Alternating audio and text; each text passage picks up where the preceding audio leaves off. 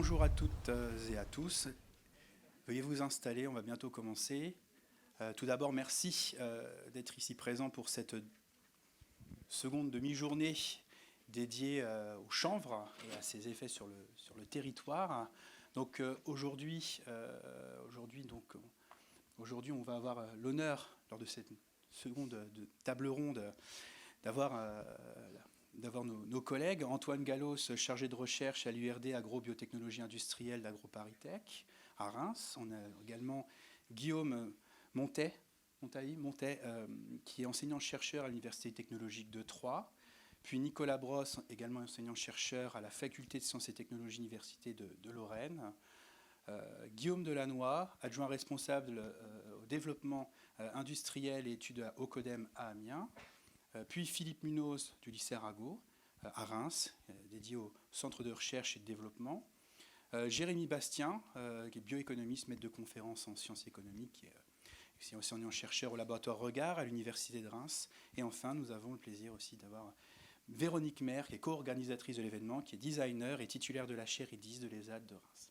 Donc nous serons ensemble environ 1h45, c'est-à-dire jusqu'à 16h, où l'objectif sera de partager nos expériences en matière de formation et de recherche.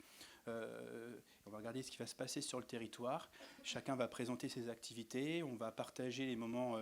On va partager nos expériences et également souligner les verrous que l'on pourrait rencontrer. Ensuite, viendra un moment d'échange avec vous, le public, pour égayer la discussion. D'accord. Donc aujourd'hui, tout de suite, on va avoir le plaisir d'avoir, et je co-anime cette table ronde avec Bernard Curec. Donc je vais essayer de se présenter. Voilà, oui, ma vie quand même. Je ne suis même pas présenté d'ailleurs. Voilà, donc je suis Bernard Curec, je suis directeur de recherche à INRAE, dans une unité où on associe des travaux et des personnes qui travaillent de l'université de Reims-Champagne-Ardenne, donc avec l'Institut. Voilà. Voilà, merci beaucoup. Tout d'abord, on va laisser la parole à Nicolas Brosse. Voilà, oui. Qui va... Non, pas du tout. Non. Autant pour moi. Non, ce que je vous propose de faire dans un premier temps, autant pour moi, et après ça ira beaucoup mieux, je vais proposer à Antoine Gallos de présenter rapidement ce qu'il fait, son activité. Voilà. Merci beaucoup. Merci à vous toutes et à vous tous d'être présents. Je remercie également les organisateurs de m'avoir invité à participer à cette table ronde. Donc, je m'appelle Antoine Gallos, je suis chargé de recherche spécialisé en matériaux polymères, donc tout ce qui va concerner les matériaux plastiques et composites, à l'URD ABI. Donc l'URD, l'unité de recherche et développement en agrobiotechnologie industrielle. Donc c'est un laboratoire qui est rattaché à AgroParisTech, une école d'ingénieurs spécialisée en agronomie. Et donc ce laboratoire est localisé à Reims, plus précisément sur le site de la bioraffinerie de Pommac-le-Bazancourt. Et nos objectifs consistent principalement à valoriser des coproduits agricoles et des produits agricoles pour élaborer différentes choses. Donc nous sommes une équipe pluridisciplinaire avec 3 pôles de recherche. Un spécialisé en génie des procédés qui fait l'extraction par des procédés le plus vert possible de molécules d'intérêt, donc telles que l'on peut retrouver dans des plantes agricoles comme le chanvre. Un pôle de microbiologie qui s'occupe principalement de faire de la fermentation en milieu liquide, de la fermentation en milieu solide, qui peut utiliser des fractions des substrats, le chanvre en tant que substrat, par exemple pour faire pousser des champignons, pour recueillir ensuite des molécules d'intérêt, telles que du chitosan par exemple. Et puis ensuite un pôle de chimie, donc qui peut recombiner certaines molécules extraites ou obtenues par des procédés biologiques pour faire de la recombinaison et obtenir d'autres types de molécules d'intérêt. Et enfin, également rattaché au pôle chimie, donc mon activité qui concerne l'élaboration de matériaux à partir de ce type, soit des molécules recombinées, soit directement de fractions issues du chanvre. Voilà. Merci beaucoup. Guillaume Montet. Merci. Bien, moi aussi, je remercie les organisateurs pour l'invitation, et puis moi aussi, vous d'être venus. Alors moi, je suis Guillaume Montet, je travaille depuis 20 ans à l'UTT, où je suis enseignant-chercheur. Je m'intéresse énormément aux matériaux, on va dire à peu près à tout type de matériaux. Je n'ai pas trop de limites là-dessus. Et depuis plus de 10 ans maintenant, Je me suis un peu focalisé sur le chanvre et les matériaux, on va dire les fibres naturelles, essentiellement le chanvre et lin pour faire simple. En termes d'enseignement, j'enseigne à des élèves ingénieurs au niveau Bac +3, +4, +5 et en master aussi. Je regarde les aspects choix des matériaux et dimensionnement, on va dire mécanique des composants et des structures. En termes de recherche, au niveau du chanvre, je m'intéresse un petit peu à insérer le chanvre dans les polymères pour avoir des agromatériaux composites.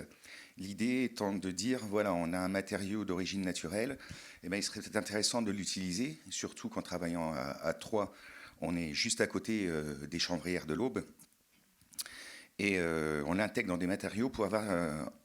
L'idée, c'est de remplacer les fibres de verre. Les fibres de verre, on cherche à les remplacer par des matériaux plutôt naturels, fibres de chanvre. Et puis, je travaille aussi bien avec des fibres courtes que des fibres longues, des tissés, des non-tissés, etc., qu'on insère dans les polymères. Voilà à peu près pour mes activités. Merci beaucoup. Et Nicolas Brosse, expliquez-nous. Merci, bonjour à tous. Donc Nicolas Brosse, je suis enseignant-chercheur, professeur à l'Université de Lorraine. Donc je viens de Nancy, je suis le seul Lorrain. Je suis chimiste de formation et je fais ma recherche dans un laboratoire qui s'appelle Laboratoire d'études et de recherche sur le matériau bois. Alors le mot fibre a été rajouté, donc bois et fibre. Et donc j'enseigne. Alors le laboratoire, d'abord, quel est-il ce laboratoire qu'on appelle le LERMAB? C'est un laboratoire qui s'intéresse à tous les aspects du matériau bois, donc aussi bien la préservation, la finition, l'assemblage, l'énergie à partir du bois, donc la pyrolyse, gazéification, etc. La construction bois, donc on a également des gens qui s'intéressent à tout ce qui est charpente, construction mécanique des charpentes. Et également, ce qui m'intéresse plus particulièrement, c'est donc la chimie, puisque je suis chimiste, donc la chimie à partir du bois. C'est-à-dire, je travaille sur ce qu'on appelle le pré-traitement, la déconstruction du bois, c'est-à-dire qu'on va aller extraire les composants du bois, les molécules, les polymères, les fibres également, pour des applications diverses. Donc c'est la première étape de toutes les transformations qui suivent.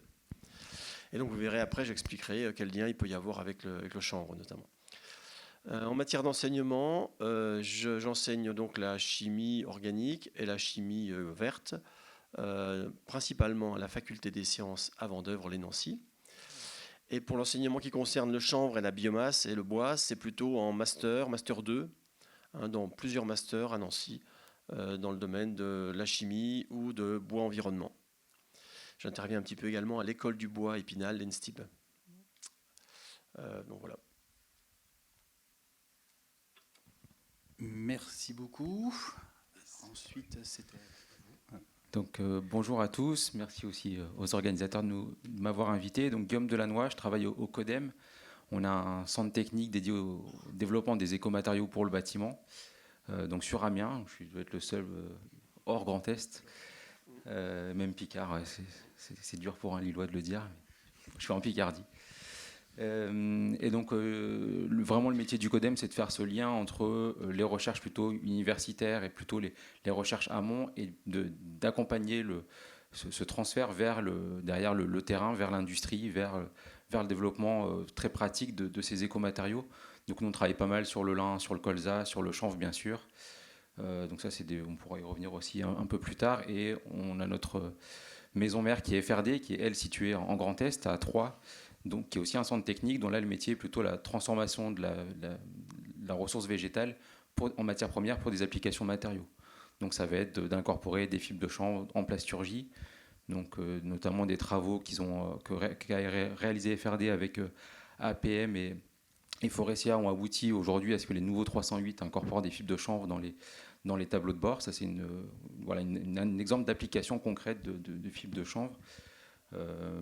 Et du coup, nous, on accompagne aussi sur tout ce qui va être accompagnement à la mise sur le marché, études de marché, etc. Donc vraiment de faire de la R&D et d'aller jusqu'au bout, jusqu'au développement des produits et leur utilisation. Merci beaucoup. Monsieur Munoz. Bonjour à tous, ravi aussi d'être là. Donc moi c'est Philippe Munoz, je suis animateur d'une plateforme de transfert de technologie qui s'appelle le CRDA, qui est donc basé au lycée Arago. Alors pour tout ce qui est transfert de techno, en fait on travaille souvent ensemble avec Guillaume dans la mesure où le métier est à peu près le même. Globalement on va travailler à 3 niveaux. Un premier niveau sur lequel on va faire de la prestation directe de caractérisation essentiellement sur les bétons à base de chanvre, donc caractérisation mécanique, thermique et aussi d'autres éléments. Donc là on est sur le volet travail direct avec les entreprises et on participe aussi en termes d'animation de filière, d'une part au collectif régional de 3C Grand Est qui a été évoqué hier je pense avec Estelle Delangle et le pôle européen du chanvre, et j'interviens aussi au niveau national en tant que chargé de mission R&D au niveau de l'association Construire en chanvre. Pour la partie formation, là par contre, donc on va travailler avec les jeunes de notre lycée, du CAP jusqu'au BTS, vu qu'on est labellisé lycée des métiers du bâtiment, des travaux publics et de la maîtrise énergétique. Mais on travaillera aussi avec, sous forme de projet avec d'autres écoles de la région. Par exemple, on a fait des projets avec l'UTT, le PF de Troyes. Et j'interviendrai aussi, et là on est vraiment sur la formation des entreprises, que ce soit en mise en œuvre ou en conception, par le biais de la formation continue, dans le cadre des formations agréées Construire en chanvre. Merci beaucoup. Bonjour Jérémy Bastien. Bonjour à tous, très heureux d'être parmi vous. Jérémy Bastien, je suis enseignant-chercheur en sciences économiques à l'Université de Reims, puisque les économistes s'intéressent aussi à la bioéconomie et au chanvre. J'essaierai de vous l'expliquer au fur et à mesure. Je suis également responsable du département d'économie de l'UFR, sciences économiques, sociales et de gestion de l'Université de Reims, et responsable d'un projet, je dirais même d'un collectif interuniversitaire qui s'intéresse précisément au chanvre et qui s'appelle Améléka. Je vous en dirai quelques mots tout à l'heure. Alors, je ne vais pas parler en mon nom, mais au nom de mes institutions. Donc, pour vous dire quelques mots sur le laboratoire Regard et son implication dans la bioéconomie, à savoir que le laboratoire Regard a un axe de recherche qui s'appelle développement durable et agro-ressources, que vous devez avoir derrière moi dans le rectangle supérieur. Laboratoire dans lequel, en fait, on a des économistes qui s'intéressent à la diversité des systèmes productifs dans une perspective de soutenabilité forte.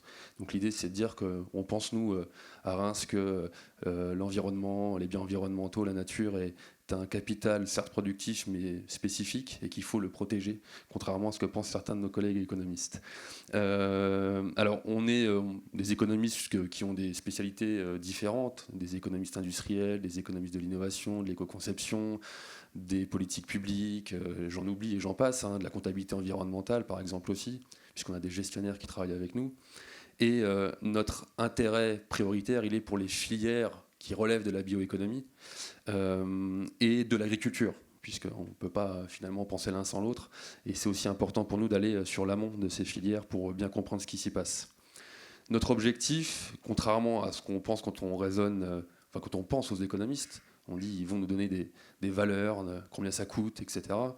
Nous, on ne fait pas que de la quantification monétaire, ça nous intéresse, mais on n'est pas que à donner des poids économiques de, par exemple, du champ. On s'intéresse aussi aux relations d'acteurs au sein de ces filières, aux rapports de force, aux conflits qui peuvent avoir des influences sur ces trajectoires de filières, leur développement, des phénomènes de blocage, et dans le chanvre, il y en a beaucoup. Et donc ça, c'est des éléments qui nous intéressent beaucoup.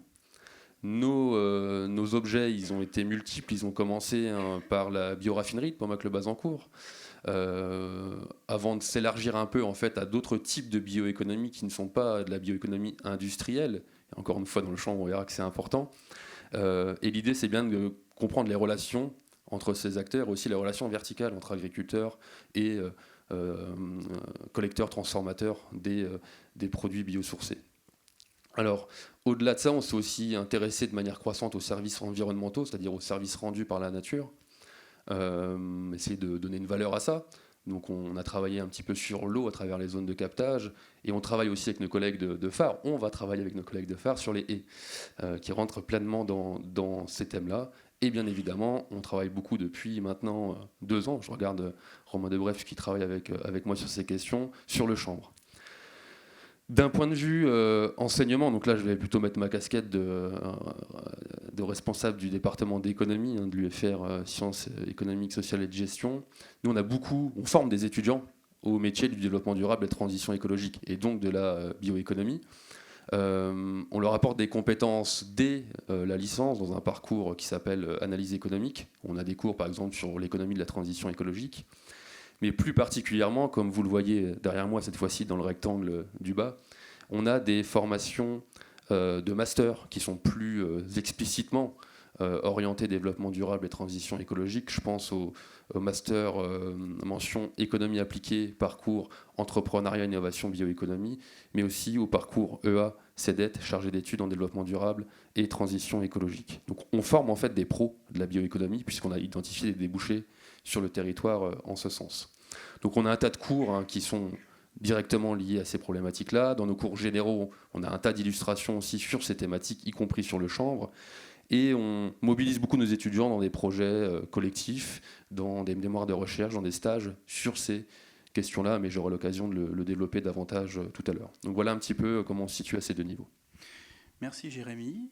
À ton tour, Véronique, voilà, pour conclure le premier tour. Merci. Donc Véronique Maire, je suis designer. J'ai une activité alors qui pour le coup est assez éloignée de ce que je porte à l'école. Enfin éloignée pas tant que ça, mais je travaille principalement avec des entreprises qui sont à fort ancrage territorial, mais qui sont plutôt dans le secteur de la céramique et pas sur les biomatériaux en fait. Mais en portant le projet de la chaire, j'ai commencé à identifier des filières fortes de la région et très vite je me suis intéressée d'abord au lin, puis au chanvre, ensuite au bois. Donc je vois que j'ai plein d'interlocuteurs très intéressants pour moi là sur scène. Et là dernièrement on s'intéresse à la terre crue. Donc nous on n'est pas ciblé en fait spécifiquement sur une matière ou une grande famille de matériaux.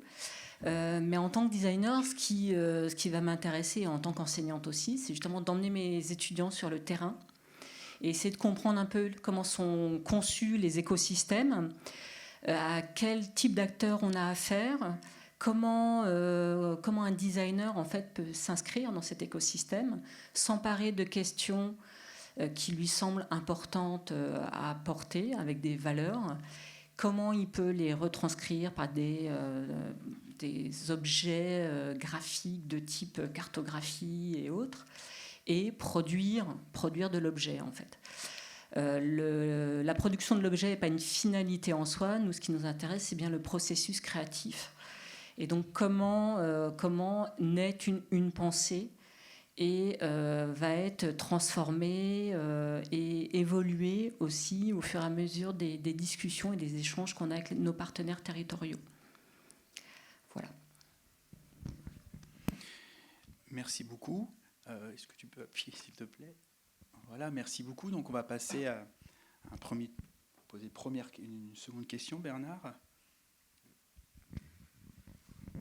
Alors, on va essayer de débattre et d'échanger sur certains points liés à la recherche, à la formation. Donc, on voit bien qu'on est dans des filières nouvelles, pour des applications, avec différents types de matériaux, dans différents secteurs qui sont aussi en émergence. Il y a des tensions puisqu'on est dans un monde installé, donc sur l'énergie, les matériaux, l'alimentation, tout ça. Donc ça va créer effectivement des distorsions ou des tensions entre différentes approches. Donc comment, lorsqu'on est impliqué fortement dans le développement de nouvelles filières, nouveaux matériaux, nouvelles applications, nouveaux usages, comment est-ce qu'on arrive à gérer à la fois la recherche et la formation ? Alors, il y en a qui sont plus en lien évidemment avec les étudiants, mais comment vous les préparez finalement aussi à la suite ? Et comment vous gérez ça ? Et comment vous pouvez aussi inciter les jeunes à aller vers la recherche ? Parce que sans recherche, en fait, on n'ira pas très loin. Mais on a besoin de différents niveaux de recherche très appliqués ou même de recherche fondamentale. Donc, ça fait beaucoup de questions, mais c'est le point numéro 2. Donc, les synergies, collaborations qui ont pu être créées et comment vous avez géré ça à votre niveau. Alors on peut commencer, on peut vous laisser 15 secondes de réflexion. Donc, qui veut commencer ?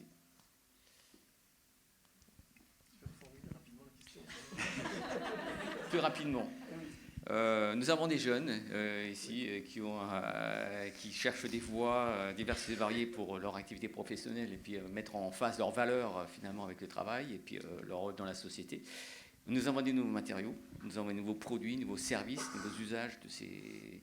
Donc comment l'enseignement finalement prend ça en charge et comment vous formez vos étudiants ou éduquez vos étudiants. Et le deuxième point, c'est le lien avec la recherche. Comme je dis, s'il n'y a pas de recherche, en fait, on n'ira pas tellement loin. Donc comment est-ce que vous pouvez aussi inciter les jeunes à aller dans la recherche sur ces thématiques-là, qui sont encore marginales? Est-ce que c'est plus clair? Oui, merci. Je vais bien commencer. Alors, j'étais responsable d'une formation de master, justement, associée aux agromatériaux composites, où on parlait énormément d'agromatériaux, tout ça, et puis cette formation s'est estompée. Et aujourd'hui, on m'a surtout demandé de réintégrer ces aspects agromatériaux ou fibres naturelles dans des cours plus classiques. Dans des cours plus classiques, notamment, vous avez compris, on parle de composites, donc ça sera dans des cours orientés sur les composites. Et là-dedans, eh ben, on me donne libre accès à plusieurs heures, une dizaine d'heures en gros, pour faire passer justement les messages qu'il n'y a pas que des composites, fibres de carbone ou fibres de verre sur la planète, qu'il y a aussi d'autres types de composites. Et le message, justement, pour sensibiliser les étudiants aux agromatériaux, passe aussi par là. Il y a un autre pan de la formation qu'on oublie souvent, ce sont les stages et les offres de stages associées aux agromatériaux et aussi une très bonne façon de sensibiliser les étudiants, justement cette relation entre l'enseignement, le milieu industriel. Le milieu industriel a complètement sa place en termes de formation, notamment autour des stages.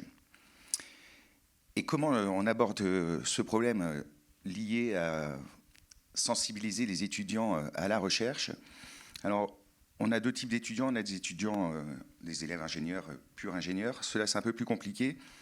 Pour les étudiants qui sont en master, c'est un peu moins compliqué de les sensibiliser. Alors, pour les élèves ingénieurs, il y a plusieurs choses qu'on met en place. Et une des choses que l'on met en place, nous, c'est d'ouvrir complètement nos laboratoires. C'est-à-dire que nos laboratoires, ce n'est pas juste pour un enseignant-chercheur tout seul dans son petit coin. Non, non. Tous les étudiants ont accès à nos installations, alors quasiment toutes nos installations. Ils peuvent venir les utiliser quand ils veulent, presque quand ils veulent, on va dire. Mais en plus de ça, ils peuvent venir nous voir s'ils ont un projet qu'ils veulent développer. Et de ce fait, on peut les accompagner. Nous, on les accompagne volontiers là-dessus, autour d'un projet. En plus, ça peut leur apporter des crédits, donc ils sont contents, etc. Donc, ils voient aussi les coulisses de la recherche, les coulisses, c'est-à-dire les petits soucis qu'on peut avoir, et puis en même temps, ils apprennent énormément là-dessus. Et puis le dernier point de la formation, alors ça c'est niveau, on va dire, bac jusqu'au bac plus 5, le dernier point de la formation, ça va au-delà, c'est la formation au niveau master, doctorat, où on encadre des doctorants sur ces thématiques liées justement aux fibres naturelles, aux chanvres en particulier. C'est le dernier point. Alors là, c'est 3 ans passés 100% avec nous, sur notre dos, on va dire. Tant pis. Mais c'est un espace de liberté qu'on leur donne qui vraiment, ils apprécient beaucoup. Pendant 3 ans, ils sont libres de mener leurs projets. On les accompagne, alors sur une thématique, quand même sur un sujet. Et puis, au bout des 3 ans, voilà, ils ont une bonne formation, on va dire, en termes de matériaux là-dessus, sur ce thème. Voilà pour les aspects enseignement tels qu'on les aborde, nous, à l'UTT. Je vais rajouter quelques mots là-dessus. Donc nous, effectivement, à l'URDABI, on fait très peu d'enseignement. Donc on contribue plutôt à la valorisation du chanvre par la formation justement de stagiaires, de thésards, de postdoctorants. Et aussi, on cherche aussi également à sortir un petit peu du domaine vraiment de la science fondamentale et de la science appliquée en sortant des publics, puis en participant justement à ce type d'événement pour la communication en fait auprès du grand public. Donc ça peut passer par l'organisation de tables rondes, de journées thématiques, mais aussi la participation à d'autres événements comme la fête de la science par exemple. Je crois que ça peut-être samedi, il me semble. Donc à l'Université de Reims, si jamais ça vous intéresse, n'hésitez surtout pas à vous y rendre. Et puis également la participation à des journées portes ouvertes où on ouvre la porte des laboratoires et puis on accueille toutes les personnes qui sont intéressées par ces sujets. Alors pour ma part, donc, comme je l'avais dit, je viens de Nancy. Et Nancy, c'est une région qui, enfin à Nancy, disons, on est tourné en recherche et en enseignement fortement vers la forêt et le bois, traditionnellement, depuis très longtemps, compte tenu de la géographie, du massif vosgien, etc. Donc autant ici, Reims, Troyes, la recherche s'intéresse, la recherche enseignement est tournée vers la ressource agricole, le chanvre, vers la vigne. Chez nous, c'est forêt-bois. Donc historiquement, l'école des eaux et forêts a été implantée au XIXe siècle à Nancy, et y est toujours. On a l'ENSTIB à Épinal, on a le centre de recherche INRAE forêt qui est donc près de Nancy. Et donc différentes filières d'enseignement qui s'intéressent au bois, mais très peu aux fibres en fait. Alors en fait, pourquoi je suis là aujourd'hui? Pourquoi on m'a invité à cette table ronde? Eh bien parce qu'en fait, moi je suis arrivé aux fibres par la recherche. Comme je vous l'ai dit, je travaille sur la déconstruction de la matière lignocellulosique. Je suis chimiste, et pour un chimiste, en fait, du chanvre ou du bois, il n'y a pas beaucoup de différence. Alors bien sûr, la différence, elle est au niveau de l'anatomie, au niveau du système agricole, de beaucoup de choses. Toutes les filières sont différentes, mais pour la chimie, pour un chimiste, c'est très équivalent. Il y a plus d'analogie entre du chanvre et du hêtre, pratiquement que entre du hêtre et de l'épicéa, par exemple. Et donc, en fait, les techniques qu'on utilise sur le bois, on peut les utiliser sur le chanvre et sur les fibres végétales. Et c'est comme ça que, par les techniques développées sur le bois, je suis arrivé à travailler sur du chanvre, il n'y a pas si longtemps que ça, il y a quelques années. Et donc, comme je suis enseignant-chercheur, ma recherche, elle infuse l'enseignement. Et donc, les cours dans lesquels j'interviens, j'ai commencé à mettre des petites touches de chanvre et de fibres qui n'existaient pas avant. Donc, en fait, l'enseignement chez nous, il est très axé bois, très peu fibres. Alors, historiquement, il y avait des compétences plutôt fibres textiles dans nos régions. Par exemple, à Épinal, il y avait une école sur la filature qui n'existe plus maintenant. Mais ça a toujours été axé fortement sur le coton et pas sur les fibres naturelles, comme le chanvre. Donc voilà, donc c'est par la recherche que j'ai amené cette petite touche d'enseignement en fibres qui reste encore limitée. Mais malgré tout, donc j'aime bien enseigner cette partie chanvre, donc donner en quelques heures une vue générale sur la filière chanvre et un focus sur mes activités de recherche, parce que c'est plutôt en Master 2 que j'interviens. Et je me suis rendu compte que cette partie de cours intéressait particulièrement les étudiants. On sent qu'il y a quelque chose qui passe, il y a un intérêt plus net qu'avec d'autres matières, qu'avec le bois par exemple. Sans doute parce que c'est une matière c'est une ressource fascinante, le chanvre, comme vous le savez, très vertueuse, très tendance pour tout ce qui est développement durable, avec beaucoup d'applications possibles, et notamment des applications qui peuvent concerner la vie de tous les jours, par exemple le textile. Et ça, c'est quelque chose auquel les étudiants sont particulièrement sensibles. Et donc, c'est par cet enseignement que j'arrive à intéresser certains étudiants qui viennent me voir, par exemple, à la fin des cours, intéressés par des stages ou des thèses. Et donc, c'est comme ça qu'on peut établir ainsi le contact avec des étudiants qui sont particulièrement motivés, ce qui est toujours agréable quand on est chercheur, d'avoir un étudiant qui est motivé sincèrement par le sujet. L'année dernière, par exemple, j'ai recruté une fille en master pour un stage de M2. Elle est recrutée à partir d'octobre, dans la semaine prochaine, pour un CDD avec un industriel dans le domaine des fibres, toujours fibres naturelles. Donc, ce n'est pas du chanvre, mais ça reste quand même le domaine des fibres naturelles. Donc voilà, il y a un intérêt quand même qui est perceptible pour les étudiants, et ça, c'est plutôt agréable quand on est enseignant. Moi, je parlais plutôt recherche appliquée ou industrielle. Alors peut-être pour revenir un tout petit peu sur mon parcours, donc moi je suis ingénieur de formation, et j'ai fait une thèse donc sur le vieillissement du béton de chanvre dans l'optique après de retourner dans l'industrie. Donc c'est, pardon pour les amis chercheurs, mais voilà, moi mon but c'était de me former à la recherche pour après avoir des éléments très appliqués, ce qui me motivait. Donc il y a énormément de choses à faire entre eux, justement. Nous, c'est vraiment notre métier de transformer cette recherche très riche universitaire en éléments des fois très concrets, vraiment très concrets, très industriels. Un industriel, il veut que ça marche, il ne veut pas forcément comprendre. Sauf que des fois, pour que ça marche, il faut quand même comprendre un peu. Donc c'est là où, nous, notre métier, c'est vraiment d'essayer de comprendre suffisamment pour que ça marche, sans aller trop loin, parce que c'est pas notre métier et c'est pas ce que veulent les industriels. Donc c'est aussi un autre axe qui peut intéresser des jeunes étudiants, c'est d'avoir ce côté très concret et je vois la réalité, ou je vois les aboutissements rapidement de ce que je fais. Je pense que c'est aussi ça qui est difficile pour se projeter des fois dans la recherche universitaire, c'est le temps long qui est nécessaire pour avancer sur un certain nombre de sujets, mais sur lequel il faut réussir à se projeter, peut-être dans 10 ans on aura des résultats, quoi. Et donc ça, c'est des fois pour certains pas très facile, et donc c'est là où la recherche appliquée, elle peut avoir du sens pour des gens qui ont besoin de concret.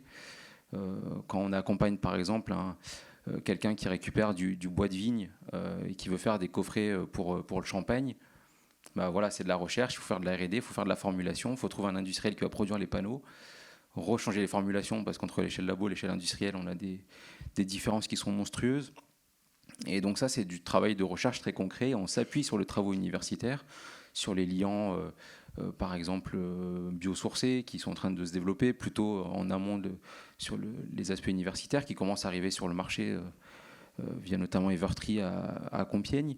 Donc il y a vraiment un besoin de faire ce lien entre la recherche, le développement des nouveaux matériaux, et comment les rendre concrets et applicables dans la vie de tous les jours. Donc ça, c'est un élément qui est... c'est un autre axe qui est dans la recherche et qui est des fois difficile à appréhender pour des élèves qui viennent plutôt du cursus universitaire, la projection très industrielle. Et à contrario, dans le milieu ingénieur, on a plus de mal à se projeter dans l'idée de faire une thèse et de rejoindre un labo de recherche, parce qu'on est aussi moins sensibilisé à ça. Pour avoir fait un master 2 en parallèle de ma dernière année, il y a vraiment une sorte de... pas de fossé, mais une vraie différence d'apprentissage qui est naturelle, qui fait qu'on a des profils qui sont très différents. Donc comment réussir à faire que tout le monde se croise, qu'un master puisse rejoindre le milieu industriel et qu'un ingénieur puisse rejoindre un labo de recherche? Je pense qu'il y a encore un peu de boulot dans ce cadre-là, et je pense que c'est aussi l'intérêt d'avoir des tables rondes aussi riches que celles d'aujourd'hui. Alors moi, ce que j'aurais plus tendance à développer, c'est un petit peu, vu que notamment avec Guillaume, on travaille sur l'utilisation du chanvre, mais dans la construction. Je dirais que les éléments sur lesquels il faut être extrêmement vigilant, c'est que le monde de la construction aujourd'hui, c'est quelque chose qui est complètement en train d'exploser et de se retransformer. Pour la raison toute simple, c'est que jusqu'à maintenant, il y avait des filières qui étaient vraiment très cloisonnées, sur lesquelles, globalement, par exemple, on disait on va faire une maison en béton, et puis une fois qu'on a dit ça, on choisit l'entreprise, on sait qu'on va aller sur du béton et on regarde comment on fait pour gérer les aspects acoustiques, les aspects thermiques, les aspects sécurité incendie.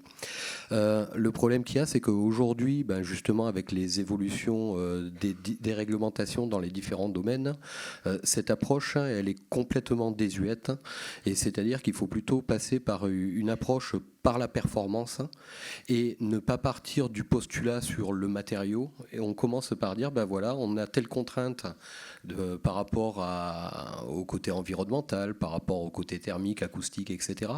Et après, l'idée, ça va être vraiment de choisir le meilleur. Alors, il faut faire attention aussi à une chose. Souvent, on parle, par exemple chez nous, on parle béton de chanvre. Béton de chanvre, pour beaucoup de monde, ça veut dire matériaux. Or, pour moi, le béton de chanvre, si jamais on le regarde uniquement par l'aspect matériaux, on manque beaucoup de choses, parce que moi, ce qui m'intéresse, c'est pas l'aspect matériaux, c'est l'aspect système constructif.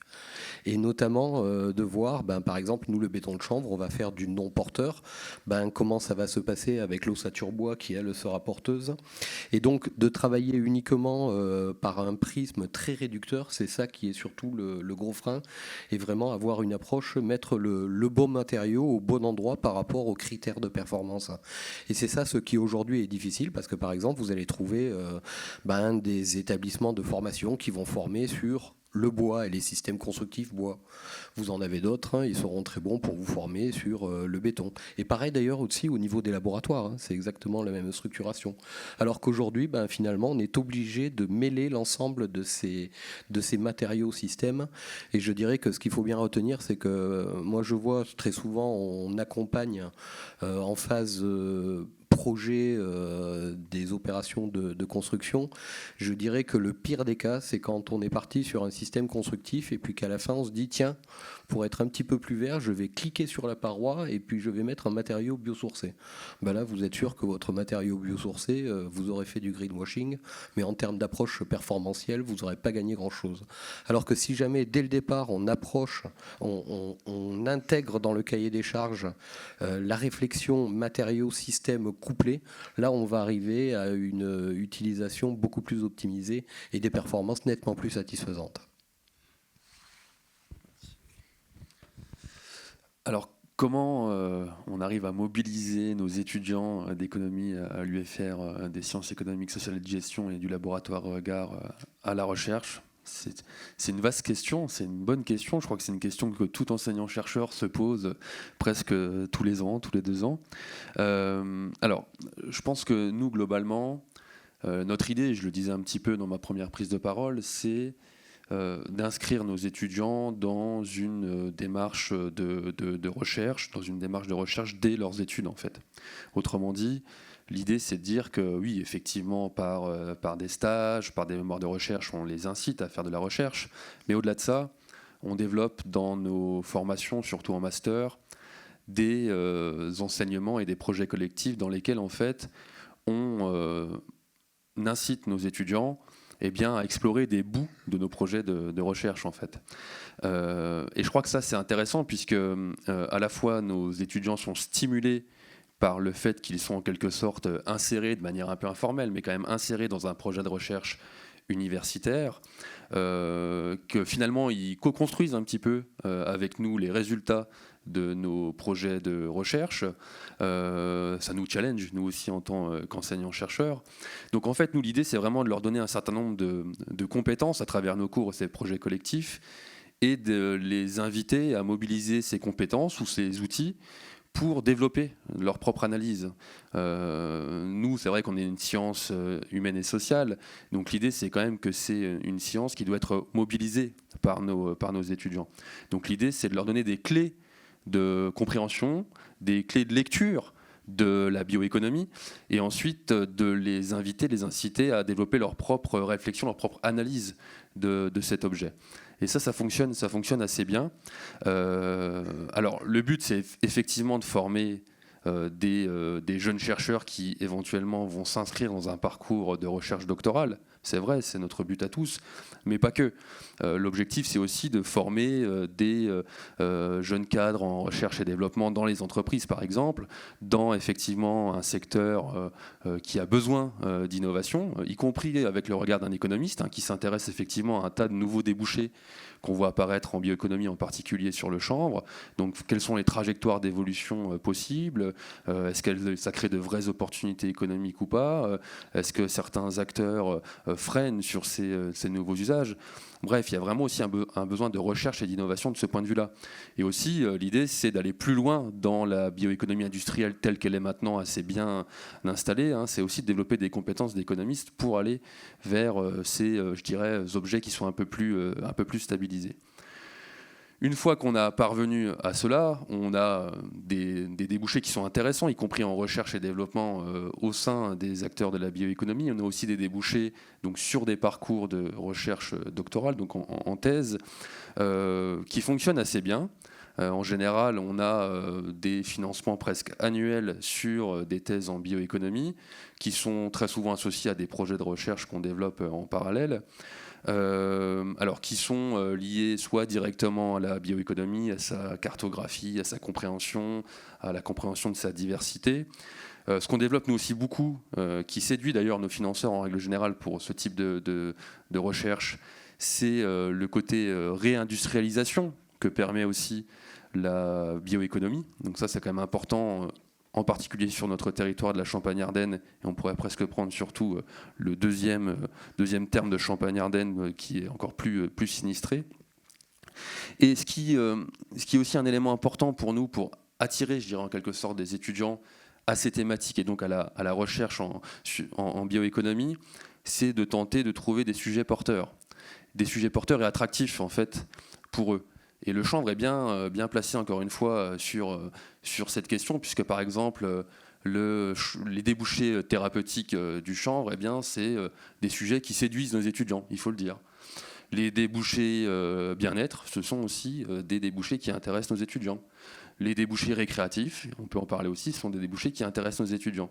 Au-delà de l'intérêt que peuvent avoir les étudiants pour ce type de débouchés, ils nous intéressent aussi, nous, en tant qu'économistes, puisque ce sont des trajectoires d'évolution possibles de la filière. On ne peut pas l'exclure. Il suffit de voir ce qui se fait ailleurs, à l'étranger. Donc ça, clairement, nous, c'est quand même des éléments qui nous permettent d'attirer beaucoup d'étudiants vers la recherche. Et je vous en dirai sans doute plus tout à l'heure à travers le projet Ameleka qui a précisément cristallisé l'ensemble de ces questions ces dernières années.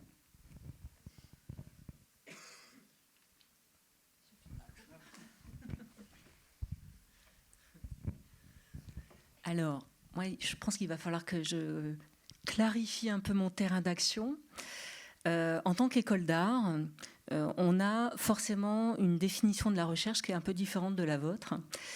Donc, quand on parle de recherche en école d'art, on parle souvent de recherche-création ou recherche-action. Et c'est pour ça que le terrain est extrêmement important. C'est-à-dire qu'on a besoin d'être face à un contexte palpable, identifiable, saisissable, je dirais même, pour essayer de élaborer justement des questionnements que le designer va se saisir en fait. Et on peut, en termes de réponse, on peut aussi bien être dans une réponse d'usage, donc quels sont les besoins, comment on y répond, ou au contraire une réponse qui va s'attacher plus à faire de la valorisation du patrimoine, et donc qui est plus un objet qui va amener à rendre visible un patrimoine que plus personne ne voyait, ou tout au moins à aider à s'intéresser à nouveau à ce patrimoine, et ainsi de suite. Hier, j'ai entendu à un moment que le design, c'était encore faire du beau. Ça m'a un peu crispée, mais bon, juste pour dire qu'en fait, on a des approches, je pense, effectivement, assez sensibles et intuitives, en fait. On est des jeunes chercheurs en design, mais vraiment des tout jeunes, surtout en école d'art.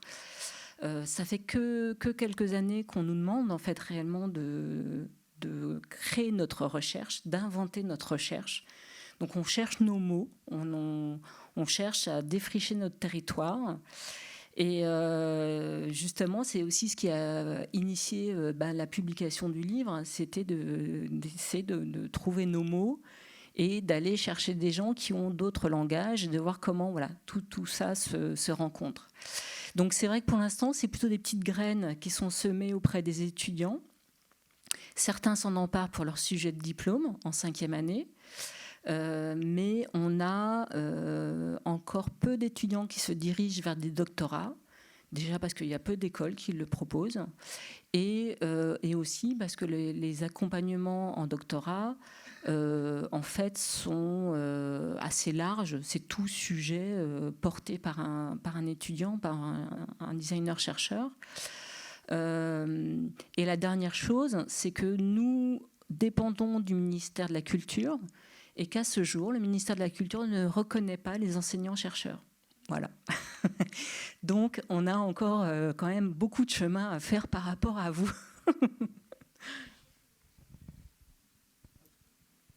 Bien, mais merci pour le tour de table. Je retiens le mot mou. Je pense que on est bien là-dedans. Chacun a son langage sur ces thématiques, et c'est bien la difficulté en fait aussi de se comprendre sur des choses qui sont quelquefois communes et de retrouver les points de jonction. Alors justement, ça rejoint avec un deuxième point qu'on voulait aborder, c'est un peu le rôle que chacun voit dans le dispositif autour de la bioéconomie, surtout territoriale. Alors pour la partie formation, on voit bien les difficultés aussi qu'il y a de se projeter dans des formations à long terme, alors que le développement d'un matériau, ça peut prendre effectivement 10 ans, une nouvelle solution technique, le même nombre d'années. Et je pensais pareil, changer les perspectives, alors encore avec mes mots, désolé, mais de design ou d'aménagement ou d'environnement, parce que dans l'urbanisme, c'est quand même aussi ça. Nous, on est très questionnés sur justement la place du végétal dans un milieu urbain, les biomatériaux insérés dans des nouveaux contextes et tout ça. Donc, comment vous percevez votre rôle là-dedans en tant que pionnier et quelles sont, je reviens sur les forces, les synergies qu'il faut mettre en avant pour arriver à porter ces idées-là concrètement jusqu'au bout. Si je fais assez caricatural, on est dans un milieu très contraint par ce qui existe, et le textile existe toujours, le bâtiment existe toujours, les véhicules, l'énergie, tout ça, c'est la même chose, mais en amenant à une logique de bioéconomie, donc d'approche système, des agriculteurs, par exemple, jusqu'aux personnes qui gèrent les déchets en fin de vie et qui essaient de recycler. Comment est-ce qu'on arrive à se positionner dans un territoire, dans la région, pour porter ces nouvelles idées-là et faire en fait que ça se concrétise? Alors, je ne sais pas, là, on peut aller dans ce sens-là, si vous voulez. C'est assez linéaire, c'est un peu contradictoire avec ce qu'on a dit, mais bon, on est organisé comme ça. Alors, quel est le rôle de l'économiste dans la bioéconomie? Alors, je crois que notre premier rôle, c'est un rôle de diagnostic territorial sur ce qu'est la bioéconomie, avec un devoir de neutralité, je dirais. C'est-à-dire que, il faut le dire, la bioéconomie, ce n'est pas que la bioéconomie industrielle. Alors certes, elle est extrêmement puissante, cette bioéconomie industrielle, mais il y a aussi d'autres pans de la bioéconomie, davantage artisanale, par exemple, qui se développent, qui redynamisent des territoires, parfois en circuit court. Mais notre devoir aussi, nous, c'est de fournir en fait cette cartographie de la bioéconomie. Ça a beaucoup animé nos projets de recherche ces dernières années. Ensuite, je dirais que notre rôle d'économiste, c'est aussi d'accompagner les acteurs, puisque nous aussi on s'inscrit beaucoup dans une démarche de recherche-action et on va très près des acteurs, déjà parce qu'on pense que ce n'est pas uniquement des données que nous fourniraient des acteurs institutionnels qui suffisent, il faut aller auprès des acteurs de terrain, donc on va s'entretenir avec eux, on essaie de nouer des relations de confiance avec eux, ce qui n'est pas toujours facile, on est parfois vu d'un mauvais œil, et je comprends qu'on le soit. Donc voilà, on mène vraiment ces approches qualitatives pour essayer de mieux avoir accès à la donnée. Et donc, cette co-construction finalement des diagnostics, elle nous permet d'avoir après un rôle de conseil envers les acteurs. Donc on les accompagne en quelque sorte, lorsqu'ils sont demandeurs. Je parle essentiellement des acteurs privés pour l'instant. Mais on a aussi un rôle, nous en tant qu'économistes, de conseil aux politiques publiques. Ça c'est évident, c'est peut-être même notre rôle prioritaire ou premier. On voit bien que d'ailleurs sur les questions de bioéconomie, on a des besoins et des demandes locales d'un point de vue des acteurs publics qui sont assez fortes, le Grand Reims par exemple, mais au-delà aussi du seul territoire, je dirais, local ou régional, sur le projet Améléka, donc dédié précisément aux chanvres, les demandes des acteurs publics, elles sont même nationales, voire internationales, puisqu'on va prochainement parler au Parlement européen, donc il y a vraiment des demandes qui sont fortes de ce point de vue-là, de conseil aux politiques publiques. Et enfin, notre dernier rôle, il faut peut-être le redire, mais c'est un rôle de formation. Finalement, on est là pour former des professionnels de la bioéconomie, pour les collectivités territoriales, pour les entreprises, enfin les acteurs privés. Donc il y a aussi ce rôle de formation qu'on doit redire, réaffirmer, puisque c'est important à chaque fois dire que nos projets de recherche, ils doivent trouver à s'employer dans nos formations. Alors de mon côté, la manière dont j'ai tendance à voir les choses, je dirais, c'est que derrière des pratiques, peut-être, et je sais que étant dans le domaine de la construction, Dieu sait si c'est un domaine dans lequel je dirais qu'on a un peu tendance à faire les choses parce qu'avant elles se faisaient comme ça et non pas parce qu'on a réfléchi que c'était la bonne manière de faire. Je dirais que c'est un petit peu de sortir de ces cadres-là et c'est pour ça que pour moi quand on parle formation, oui il y a formation, la formation initiale, il y a après tout ce qui va être développement à la recherche, mais aussi il ne faut pas perdre de vue tous les gens qui sont déjà en poste et qui vont devoir, au fur et à mesure de leur carrière, apprendre à changer un petit peu. Vous savez, c'est comme les systèmes d'exploitation. De temps en temps, faut remettre à jour. Et donc on pense plus pareil, on va plus exercer le métier de la même manière, et c'est pour ça qu'on développe aussi énormément, en même temps qu'on développe l'intégration des biosourcés dans tout ce qui va être formation initiale, on a aussi le devoir, je dirais, de repositionner les gens qui sont déjà en emploi. Derrière ça, je dirais qu'il faut vraiment être, et là-dessus je rejoindrai probablement ce dont parlait Véronique tout à l'heure. En fait, il faut se dire qu'il n'y a pas de solution miracle. Il y a juste un certain nombre de critères, et il faut surtout se méfier ne pas se laisser séduire par le côté un peu que je qualifierais d'intégriste. Moi, par exemple, quand une personne vient me voir en me disant bonjour, je veux construire en biosourcé, oui, c'est très bien, mais pourquoi tu veux construire en biosourcé? Qu'est-ce qui t'intéresse? Est-ce que c'est de la construction neuve? Est-ce que c'est de la rénovation d'un bâti ancien sur lequel on va utiliser des performances différentes? Et donc vraiment de bien saisir cette approche multicritère. On parlait juste à l'instant de côté économique. Eh ben oui, le côté économique, c'est une des performances à côté des autres performances. Pour moi, l'esthétique et le beau, c'est aussi un des éléments de performance. Et après, il faut arriver à jouer sur les différents curseurs de manière à arriver à trouver un compromis qui soit efficient.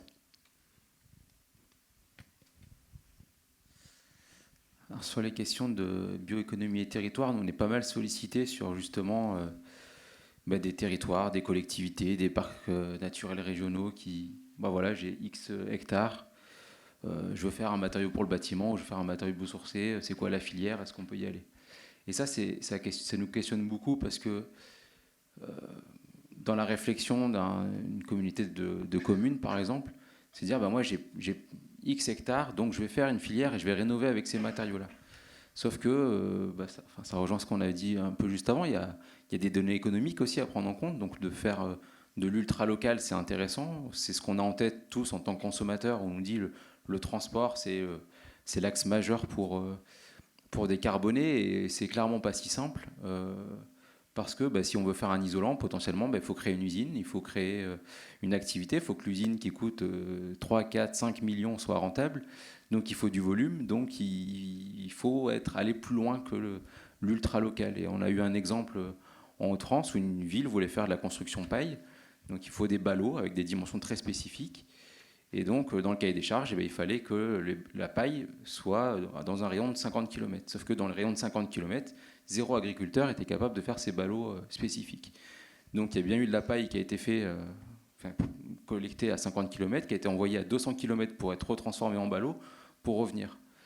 Donc, c'est là où la question des territoires, elle est super importante, parce que c'est quoi l'échelle?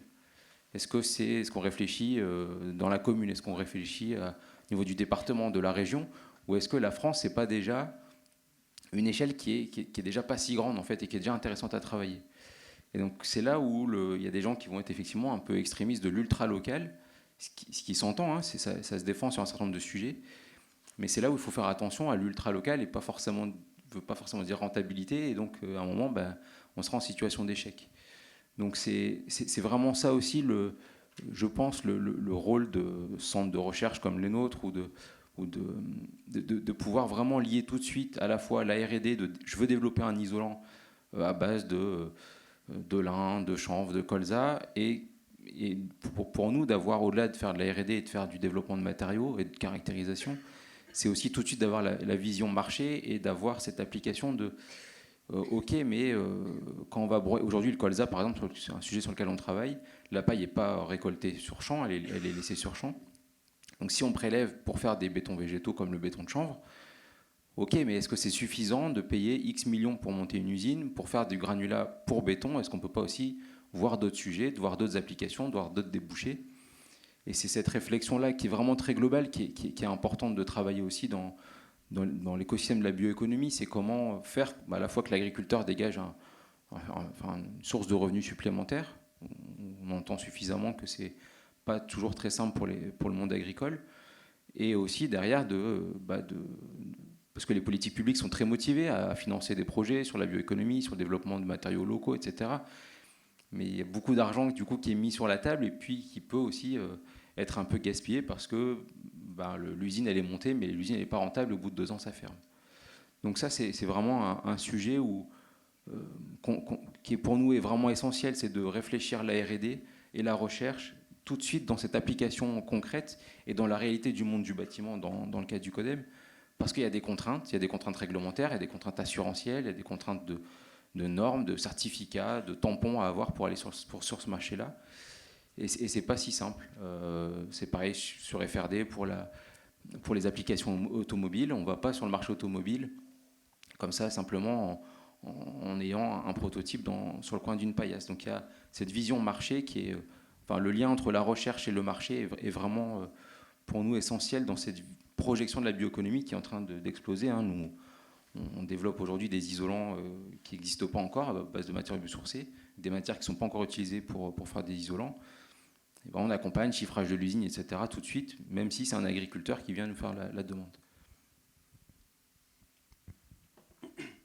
Alors, je vais revenir sur l'aspect design. Je suis très content qu'il y ait des designers aujourd'hui. Donc Véronique et également, je crois que j'ai cru comprendre que le public beaucoup d'entre vous étaient plutôt intéressés par le design.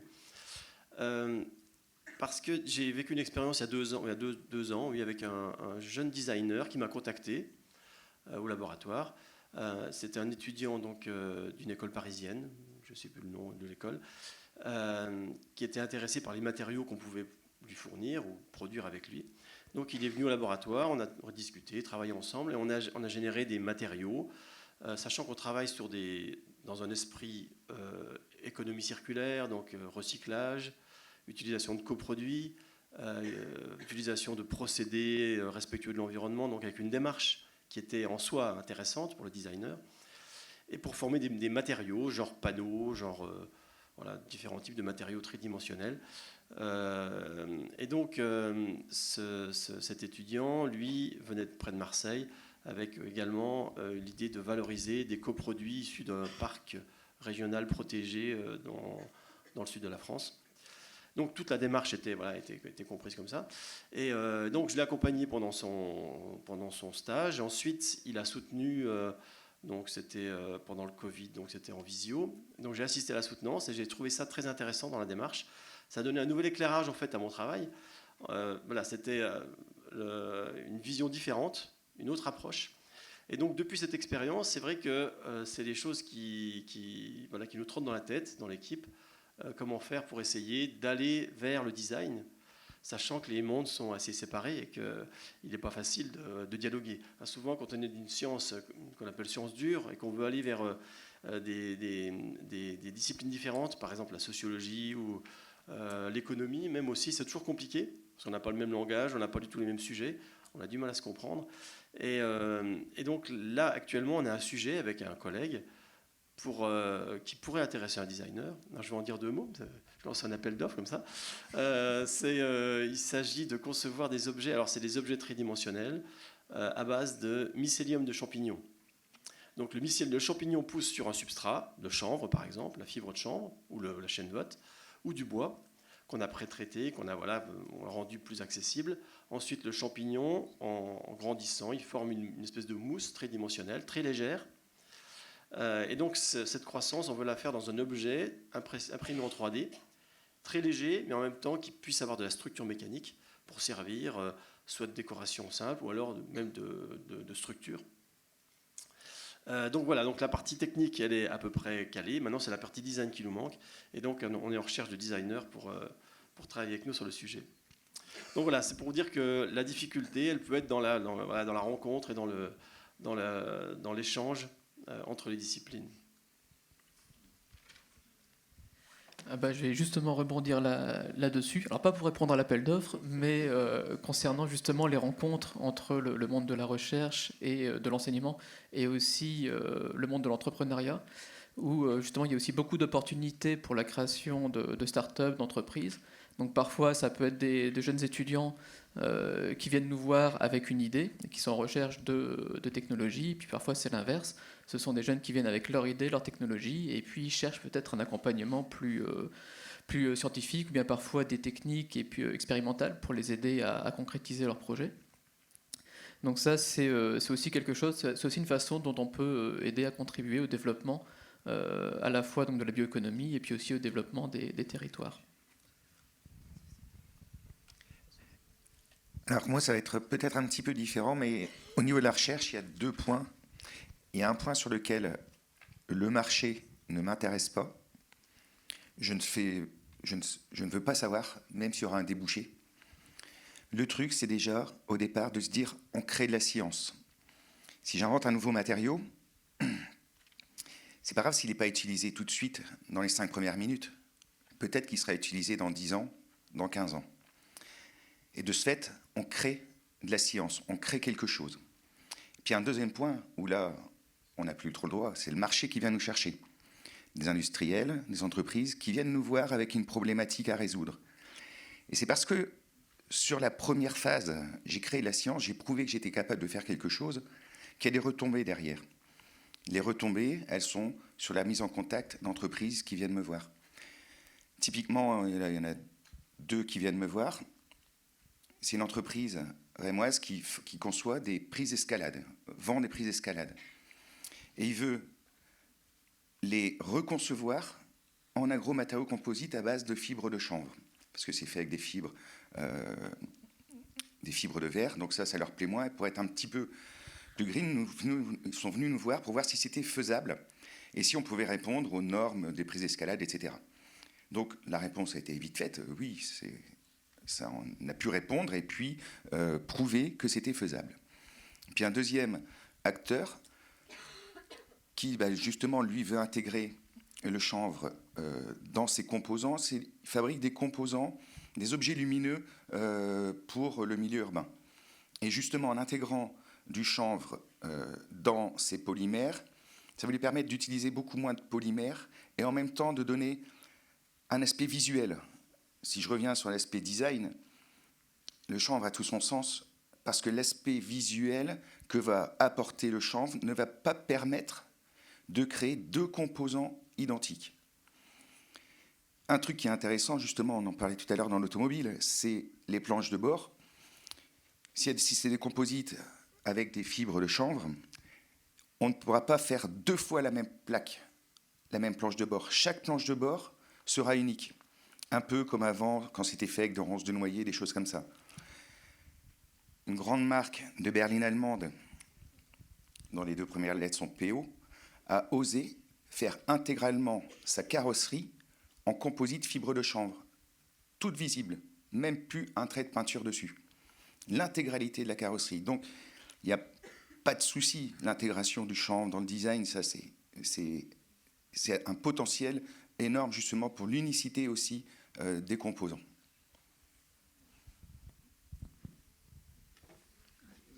Ah, pardon. Pas de souci. Alors moi, je vais rebondir sur Nicolas, les propos de Nicolas. Mais à mon sens, en tout cas moi, comme j'ai envie d'emmener mes étudiants, c'est justement de les positionner comme des médiateurs entre plein d'acteurs différents. Et plus ils sont éloignés, plus je trouve ça intéressant, en fait. Parce qu'ils vont commencer à tirer les fils, à tricoter leur histoire. Et je pense qu'un designer a cette capacité, en fait, à énoncer des concepts et à s'emparer des sujets des autres. Alors, il le fait à sa manière. Des fois, c'est dans un pur respect des personnes qu'il a en face de lui. Des fois, au contraire, il va prendre des chemins détournés, tordre un peu les idées. Mais je crois que c'est un peu la grande qualité des designers, c'est leur capacité à être des personnes agiles. Et à mon sens, on ne peut fonctionner que comme ça dans ce métier, en fait, parce que c'est très compliqué d'être des spécialistes de quelque chose. Donc, il me semble, et puis même mon expérience professionnelle faisant, m'a amené à penser qu'il fallait être, au contraire, pour pouvoir s'inscrire dans plein de contextes différents. Alors, par contre, c'est pas, chaque étudiant s'empare de ces questions-là avec sa propre culture. Donc, on aura forcément des personnes qui vont avoir une approche extrêmement technique, d'autres, au contraire, parlent sensible, donc on sera sur des rapports plus plastiques, peut-être aussi plus formels, ou au contraire, d'autres qui vont vraiment s'attaquer aux problématiques d'économie, d'économie de production. Enfin voilà, on a des stades, et moi je trouve ça très intéressant justement que toutes ces personnes-là développent leur propre approche et aussi se côtoient entre elles. Souvent se regardent, ne sont pas forcément d'accord, mais elles avancent ensemble.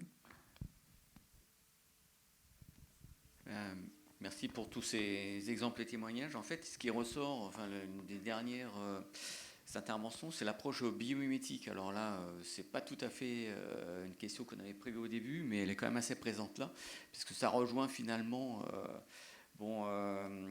la science, puisqu'il faut connaître finalement ce qu'on va manipuler, il y a la technologie ensuite pour développer, il y a l'objet en tant que tel, alors avec mes mots, encore une fois, qui sont toutes les formes dans les diversités qu'on peut avoir, et donc d'emblée, on a tout un design industriel à la fois d'objets et puis tout le reste. Après, ce qui m'interroge aussi, alors ça c'est peut-être un premier point dont on peut discuter. Deuxième, c'est finalement le design des relations entre les gens pour arriver à ce qu'au niveau de la région ou des territoires. Alors juste un petit aparté, il y a des articles qui ont montré que les territoires en termes de management et d'organisation pour arriver à des choses qui sont relativement efficaces, il semblerait que ça corresponde à peu près à la taille de la région Grand Est. Voilà.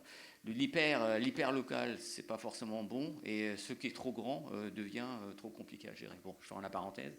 Donc du coup, comment est-ce que vous voyez un peu ces designs territorial, voilà, on redesigné le territoire finalement, pour que sur des objets de vie courante et classique, finalement, quand on réfléchit, c'est quand même assez classique, on arrive à pousser ces idées-là devant, avec, maintenant toutes les contraintes qu'on a derrière. La contrainte, c'est la question d'après, mais on peut déjà y réfléchir un petit peu.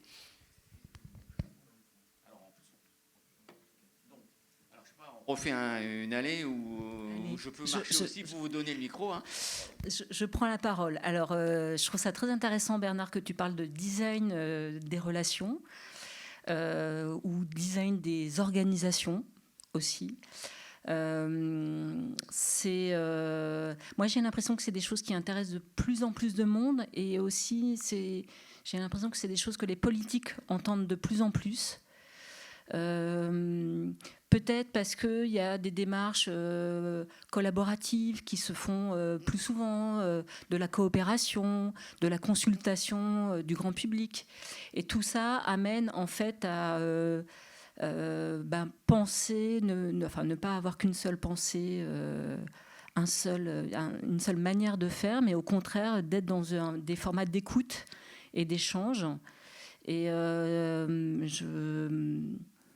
j'ai le sentiment en fait qu'il y a une espèce de phase. Les personnes, les acteurs du territoire sont beaucoup plus en phase que ne serait-ce il y a 5 ans en fait. Donc c'est là où ça va très très vite. Et c'est là où je trouve le chanvre intéressant. Je trouve que leur développement, la filière du chanvre, s'est développée extrêmement vite ces 5 dernières années, entre le moment où j'ai commencé à travailler avec eux et aujourd'hui. Et à mon sens, c'est justement c'est tenu par rapport à leur volonté de vouloir s'organiser, se structurer, échanger entre eux, ne pas rester chacun dans leur coin. Et comme disait hier Estelle Delangle aussi, c'est justement un peu exploser les filières, donc aller chercher des gens dans les autres filières. Et ça me paraît essentiel.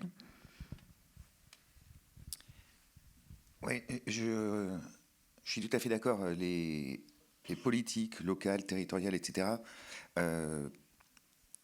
aiment bien quand on leur parle de chanvre. Et puis, je vais dire, ils donnent certains types de moyens pour nous aider à travailler. Ensuite, il y a l'autre aspect, c'est justement sur ces moyens. Est-ce que ces moyens permettent de développer des nouvelles compétences ou des nouvelles connaissances? Il y a aussi ça à voir au niveau du développement d'une filière sur un territoire. Et l'attractivité viendra par la suite. C'est obligé, s'il y a un puits de connaissances, une niche de connaissances, enfin pas une niche, énormément de connaissances et de compétences sur le territoire, l'attractivité, elle y sera. Pour ma part, je ne peux qu'être d'accord avec les deux interventions précédentes. Donc, je ne vais pas être très original dans ma contribution. Donc, c'est effectivement la rencontre entre différentes filières qui permet aussi de faire émerger de nouvelles idées et de faire démarrer de nouveaux projets.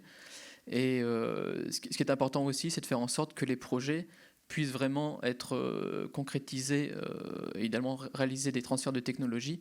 Donc ça consiste déjà dès le départ aussi à prendre en compte, mettant ce qu'on appelle les critères d'éco-conception, pour penser directement au sourcing. Comme c'était dit précédemment, c'est important aussi, lorsqu'on veut localiser une activité, d'avoir le sourcing le plus proche possible et surtout en quantité suffisante et pas devoir l'envoyer à 200 ou 300 km pour ensuite récupérer les matériaux.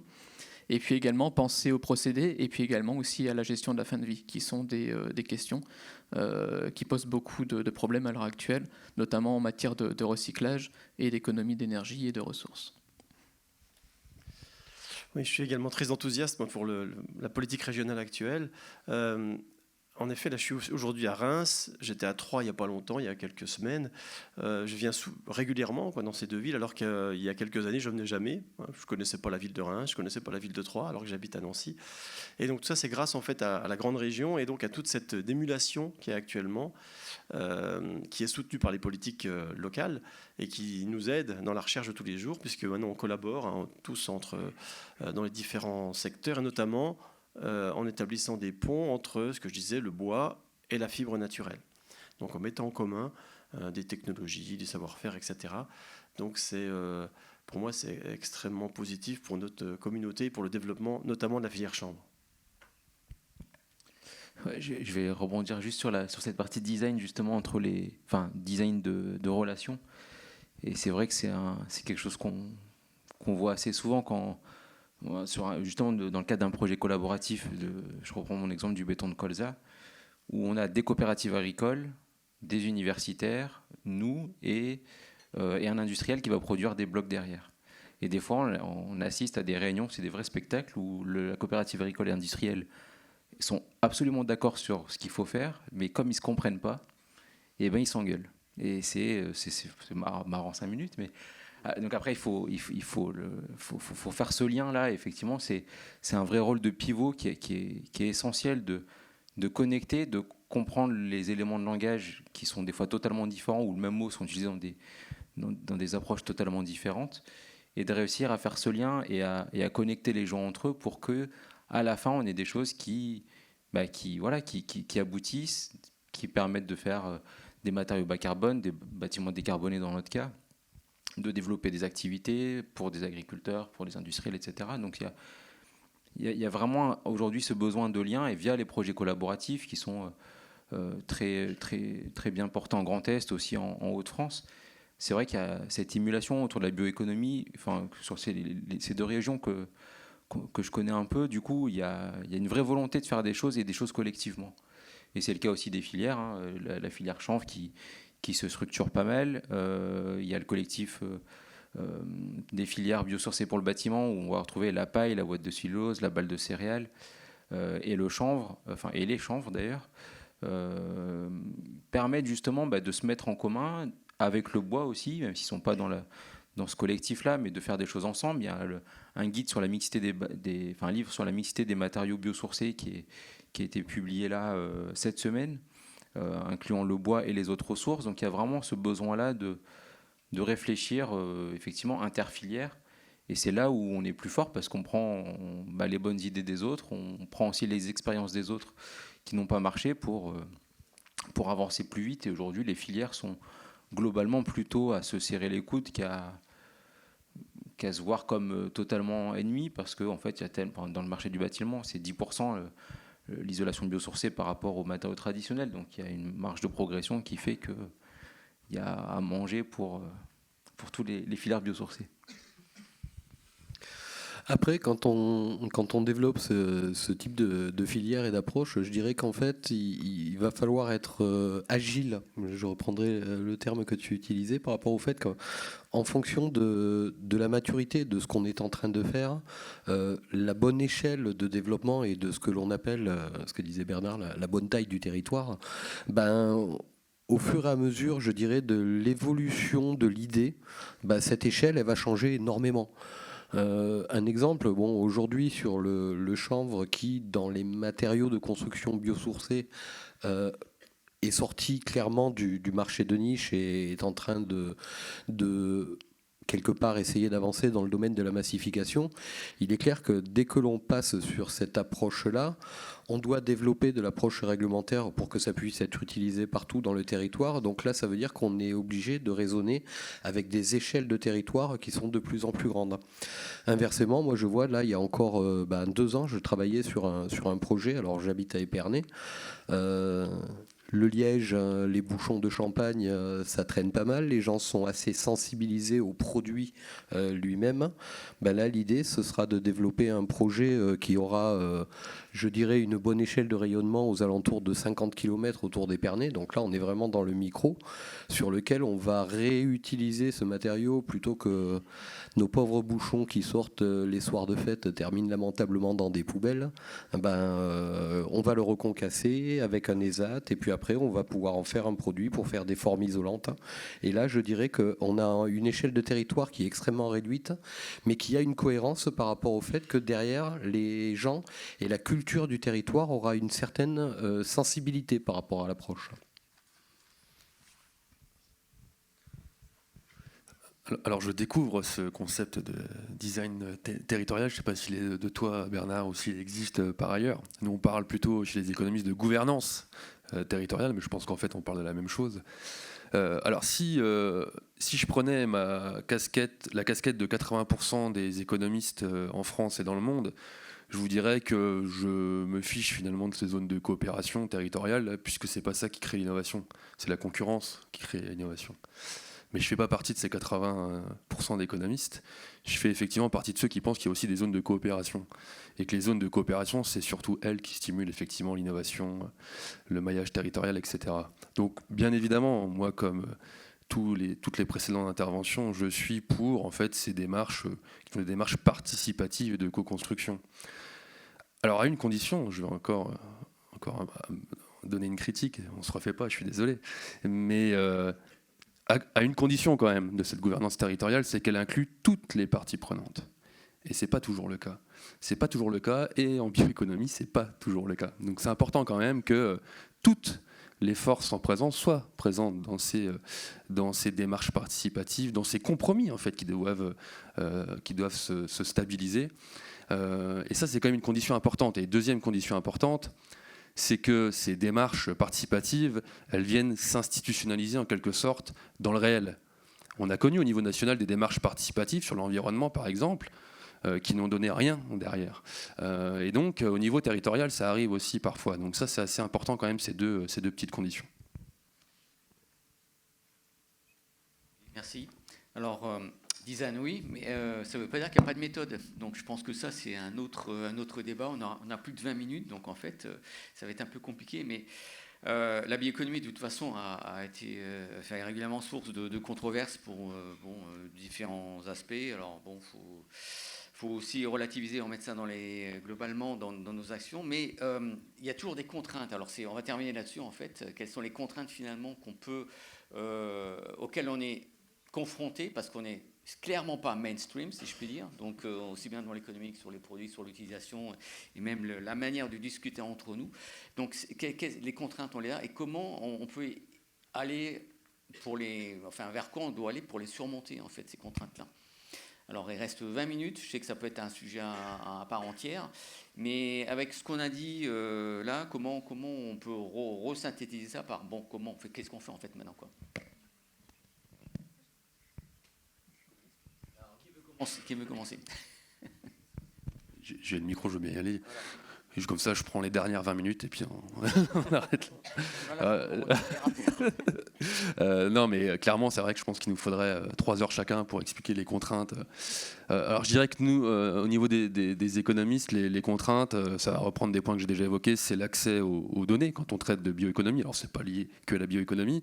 De la donnée, je dirais, quantitative, donc économique, mais aussi de la donnée socio-économique. C'est pour ça qu'on va auprès des acteurs pour mieux comprendre ces données et dans une perspective de relation de confiance. Le deuxième problème qui est très important, ça revient à l'aspect neutralité que je vous évoquais tout à l'heure, c'est l'idée de développer une recherche responsable. Et nous, on y a été particulièrement confrontés sur le chanvre, puisque le projet Ameleka, dont je vous parlais tout à l'heure, qui s'intéresse en fait sur les trajectoires d'évolution possibles de la filière chanvre en France, au regard des évolutions réglementaires et législatives en cours et à venir. Je ne vous fais pas de dessin, ça crispe un certain nombre d'acteurs. On l'a bien vu hier avec M. Mortoire. Et donc, clairement, nous, on a dû aussi dépasser ces très fortes contraintes. On a été traité de hippie, de rasta, de tout ce que vous voulez. Encore une fois, on l'a bien entendu hier. Et l'idée, c'est de nous s'inscrire dans une démarche neutre. En fait, on n'est pas pour ou contre telle ou telle trajectoire de développement. Si je le dis plus directement, on n'est pas pour ou contre la légalisation du cannabis récréatif, thérapeutique ou autre, c'est pas la question. C'est juste que c'est une des voies qui doit être envisagée. Et nous, on l'envisage. Et donc, quand on va conseiller les acteurs publics, puisqu'on y est quasiment tous les mois, eh bien, on pense aussi à ces trajectoires là, et on essaie de questionner dans une démarche systémique les aspects économiques, les aspects sociaux, les aspects de santé publique. Et donc tout ça, on doit précisément essayer de surmonter ces éléments de neutralité. Il faut qu'on fasse la preuve qu'on est des scientifiques et que notre démarche est une démarche de scientifique, donc une démarche neutre, avec aucun parti pris. Autre contrainte, c'est une contrainte, je dirais, parfois de caution, c'est-à-dire que souvent on va chercher l'universitaire pour la caution scientifique, et je crois qu'on est presque peut-être tous concernés, et nous on essaie de montrer qu'on sert à quelque chose quand même dans la compréhension des problématiques liées à la bioéconomie, et souvent aussi lié au fait que le savoir universitaire, le savoir de toutes les disciplines à l'université est souvent vu comme trop théorique. Alors c'est surtout vrai pour les sciences humaines et sociales, je pense. Mais nous, l'idée, c'est de dire qu'en fait, on trouve quand même à expliquer la réalité avec nos appareillages théoriques et méthodologiques. Et ça, c'est vraiment un travail qu'on mène depuis longtemps à Reims. Je pense qu'on parvient progressivement à montrer qu'en fait, on est là aussi pour comprendre comment se nouent des rapports de force au sein des filières bioéconomiques, comment se partage la valeur ajoutée, que regarder la part de marché, ça n'est pas explicatif de toutes les relations de pouvoir qu'il peut y avoir au sein d'une filière. Et nous, on sert aussi à démontrer tout cela. Et une contrainte aussi qui était forte dans nos projets de recherche qu'on a commencé à mener en bioéconomie, c'est qu'on avait des difficultés effectivement à dialoguer avec les sciences dures. Un certain nombre d'entre nous, et on doit aussi donner tout l'intérêt à Martine Oniédu qui avait engagé cette démarche il y a maintenant plusieurs années, ça fait presque 15 ans je crois maintenant, de dialoguer avec les sciences dures, qui l'ont bien reçu, il faut le reconnaître aussi, et on a réussi, je crois maintenant, à monter un certain nombre de projets que vous aviez derrière moi tout à l'heure, qui en fait associent toujours des sciences humaines et sociales, notamment des économistes, des sociologues, des gestionnaires, avec des chimistes et autres. Parce qu'en fait, on a compris que nous, on avait besoin de mieux comprendre les plantes, en fait, vraiment ce qui ressort précisément de la bioéconomie. Et en même temps, on a réussi à leur faire comprendre que, au-delà de la plante, il y avait la façon de la valoriser, la création de valeur qu'il y avait derrière cette valorisation de la plante, les conflits entre les acteurs sur l'appropriation de la valeur. Et je crois qu'on a réussi à développer une approche qui est assez intéressante de ce point de vue-là et qui dure dans le temps maintenant. Oui, alors sur le côté un peu sulfureux du chanvre, voire attractif parfois, moi ce qui me fait rigoler, c'est que finalement on s'aperçoit qu'on passe son temps à lutter, à enfoncer des portes qui ont déjà été là depuis très longtemps. Moi je vois dans le domaine de la construction des matériaux biosourcés, ça fait peut-être rire. Alors au départ ça m'a pas étonné quand j'ai commencé à en faire, c'était en 2005. On avait ce qu'on appelle le syndrome de la maison des trois petits cochons. Donc on va construire avec du végétal, ça va pas tenir, ça va brûler, ça va pourrir, etc. Le résultat des courses, là, il y a 2 ans, on a fait des essais au feu, on arrive à bloquer les compteurs avec des produits végétaux. Et ça marche très très bien à partir du moment où on le travaille comme il faut. Donc quelque part, il ne faut pas, je dirais, accepter quelquefois des paradigmes qui sont là présents et puis rester ouvert simplement aux choses et aux opportunités qui permettent de développer les systèmes et de permettre après de sortir les marchés. Pour rebondir, c'est vrai que du coup, c'était un de mes points, c'était ça, un peu la maison des trois petits cochons, qu'il y a des choses à casser vraiment dans l'utilisation des matériaux biosourcés, et quelque chose qui n'a pas été évoqué, qui rejoint un peu l'intérêt de la recherche aujourd'hui, c'est qu'on travaille quand même sur une matière qui est végétale et qui est vivante. et donc il y a une certaine variabilité. Donc quand on s'imagine après des développements produits industriels, etc., ben on se retrouve avec une matière qui, tous les ans, n'est pas exactement la même, ou d'un champ à l'autre n'est pas exactement la même. Sur une formation que j'ai donnée à un universitaire, j'ai pris l'exemple du vin. Le vin, il y a combien de bouteilles de vin totalement différentes, ne serait-ce qu'en France. Et d'une année sur l'autre, c'est pas les mêmes vins, alors que c'est la même parcelle, etc. Et ben, nous, sur les matériaux, on a à peu près la même chose. Et donc c'est là où il y a un besoin c'est tous les travaux notamment d'FRD avec l'UMR phare, de pouvoir bien caractériser correctement cette matière végétale, pouvoir la travailler, pour lisser un peu cette variabilité, ou du moins l'accepter, et comment la corriger. Alors, est-ce que c'est dans la formulation? Est-ce que c'est dans le traitement de ces végétaux? Est-ce que c'est dans la formulation de ce qu'on va mettre autour, de la chaux par exemple pour les bétons végétaux, d'un cahier des charges à respecter, une manière de faire le tri entre des ressources provenant d'un champ qui seront compatibles avec le textile, d'autres qui sont compatibles avec le bâtiment, d'autres qui sont compatibles avec les composites. Et donc c'est là où c'est une contrainte qui existe, mais qui est en train d'être bien travaillée, et sur lesquelles il y a des belles perspectives de recherche. Alors, quand on est chercheur dans le biosourcé, bien souvent dans son laboratoire, on a l'impression qu'on va changer le monde, parce qu'on a tous des inventions qui nous paraissent super, hein, des nouveaux produits extraordinaires pour remplacer des produits pétrosourcés, des matériaux, etc. Mais quand on veut passer à l'étape supérieure, c'est souvent beaucoup plus compliqué. Et on se heurte à la réalité.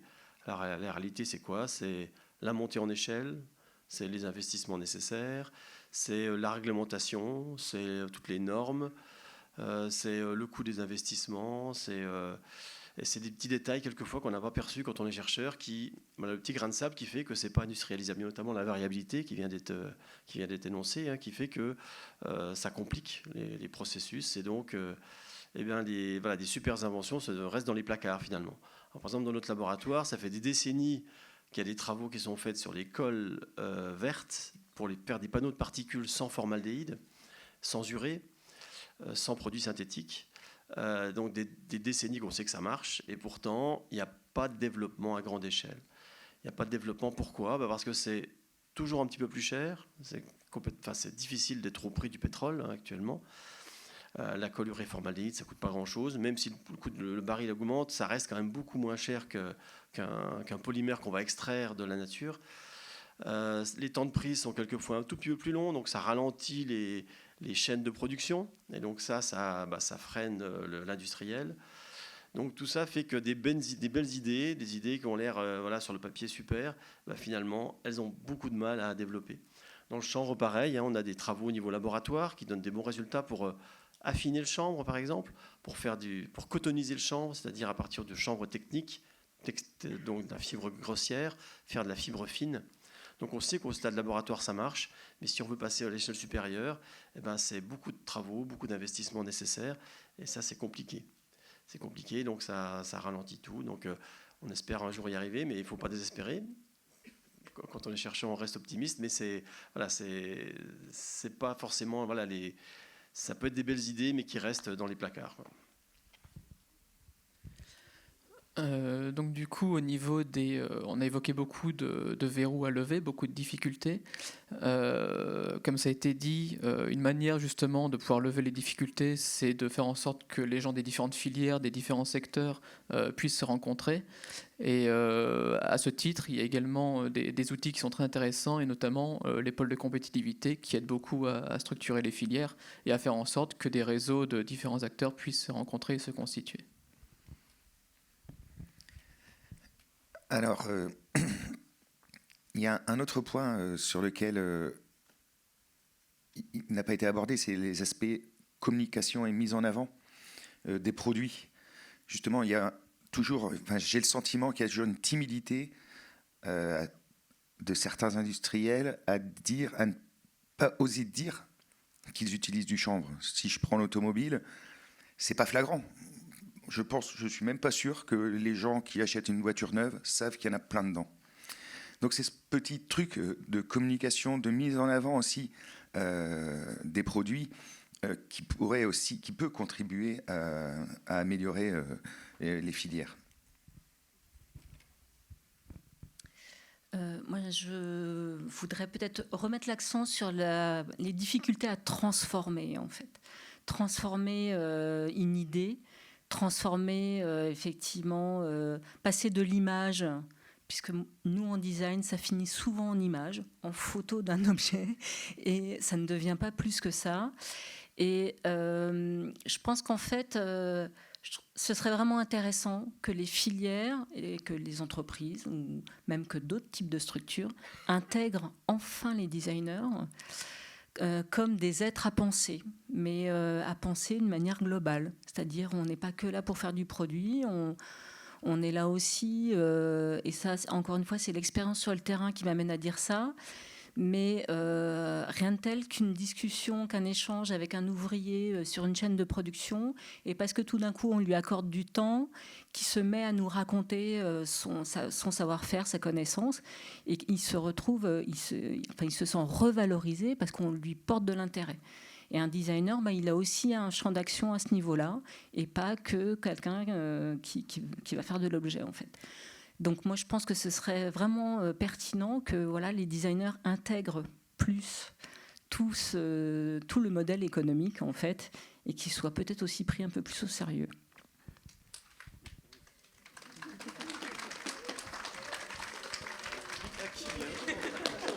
C'est dans la boîte. Donc, je vais faire attention à ce que je vais dire maintenant, parce qu'on arrive à la conclusion, en fait, de cette partie-là. Je pense que c'est très riche. Moi, sans faire un wrap-up, comme on me dit, on voit quand même qu'il y a des niveaux de convergence évidents, mais il y a des points de convergence, évidents, mais pas au même niveau. Alors ça, c'est un problème classique, en fait, mais il faut que justement, c'est ça l'idée aussi qui m'a séduit d'une part l'écriture du chapitre du livre et également le séminaire, parce que c'est un véritable cheminement. Donc en fait, on voit à peu près où on veut aller, chacun en a des directions différentes, le paysage on le connaît à peu près, mais c'est les points intermédiaires qui sont importants et c'est là qu'il faut qu'on arrive à se rencontrer. Donc je pense que ça c'est quand même assez clair, les contraintes on les a, on sait qu'on a chacun des choses très techniques en fait et de méthodes qui sont propres à nos disciplines, mais progresser là-dessus, c'est quand même un point qui est important là-dessus. Chacun peut raconter son histoire et surtout, il ne faut pas que ça se termine. Maintenant, on fait quoi dans le truc. Donc ça, je vous invite déjà à faire la pause. C'est ça, sauf erreur. Non, on va peut-être vous donner d'abord la parole et après on fera la pause. Voilà. Donc pour vous exprimer là-dessus et après, on ira un peu plus loin pour maintenant, qu'est-ce qu'on peut faire justement ensemble avec tout ce qu'on a dit. Alors, on a 2 micros, donc avez-vous des questions? On attend vos questions. Ok. Levez la main, s'il vous plaît. Voilà, puis vous passerez le micro derrière vous.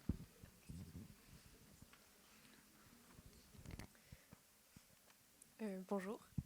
Tout à l'heure, vous le disiez très bien, alors je ne sais plus lequel de vous, 8, 9. C'était, on est dans un milieu où on est très contraint par ce qui existe. Et je suis vachement d'accord avec ça. Et vis-à-vis de cette réflexion, je voulais savoir qu'est-ce que vous percevez des nouvelles mentalités. Est-ce qu'il y a beaucoup d'enseignants parmi vous? Est-ce que vous sentez un changement des mentalités? Ou alors on refait encore 10 pas en arrière à cause, je ne sais pas, de la situation de crise? Qu'est-ce que vous percevez de ce que les gens pensent de votre travail finalement? Lilou, je t'ai reconnue. Tu peux préciser les gens, c'est qui? Oui, plutôt les gens qui vont... nous, en fait, peut-être... Pardon. La nouvelle génération, les étudiants? Oui, peut-être les élèves, etc.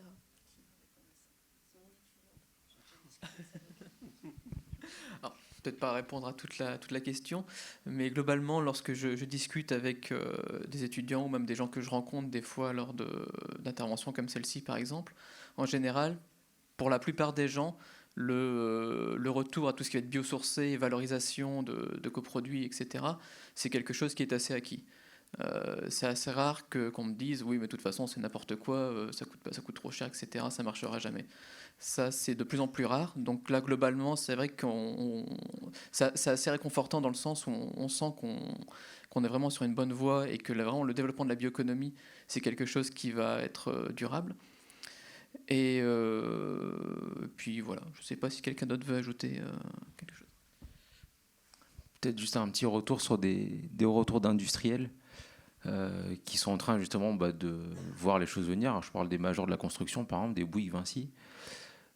Certains, alors, ils sont plutôt minoritaires aujourd'hui, mais pensent que ça ce secteur bougera par les jeunes.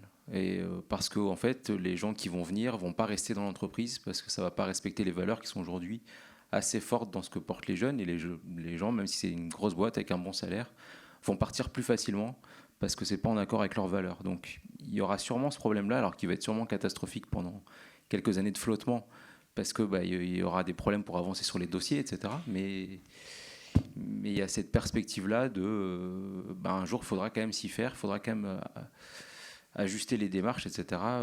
Parce qu'il faudra, au-delà de la réglementation, au-delà du lobbying, etc. Et ça sera pas demain, mais potentiellement, ça sera un vrai levier. Moi, ce que je pense, c'est qu'aujourd'hui, quelque part, alors on peut appeler ça contrainte. Donc tout de suite, on commence à avoir les poils qui se hérissent. C'est pas très sympa, ça va nous embêter, etc. On peut, je dirais, changer de manière de présenter les choses. C'est juste des barres à sauter qu'on nous met un petit peu plus haut et transformer un petit peu ces contraintes en opportunités. Et c'est vrai qu'aujourd'hui, les entreprises commencent un petit peu à revoir leur logiciel, tout simplement parce que l'ancienne pratique où on travaille en silo, d'un côté il y a le service économique, de l'autre côté il y a le service technique, etc. Il y a le côté communication. Aujourd'hui on s'aperçoit que si jamais on ne se met pas un petit peu ensemble autour de la table et on ne travaille pas de manière un petit peu plus transversale les projets, en fait on prend des grandes claques et on n'arrive pas à relever ces défis. Et c'est pour ça que je disais tout à l'heure, par exemple, le cas que j'exposais où finalement le projet de construction il se monte et puis à la fin, tiens, la bonne idée du siècle, je clique sur la paroi, je change de matériau, c'est un échec. Pourquoi ? Parce qu'on n'a pas réfléchi suffisamment tôt et on n'a pas fait rentrer tous les acteurs de la chaîne de valeur suffisamment tôt dans le projet. Ce qui fait que finalement, on se retrouve à la fin à devoir faire des improvisations qui seront de toute façon néfastes au niveau de performance globale. Et c'est pour ça que je dis que aujourd'hui, l'acte de construire, il se fait en intégrant à toutes les étapes du projet l'ensemble des acteurs.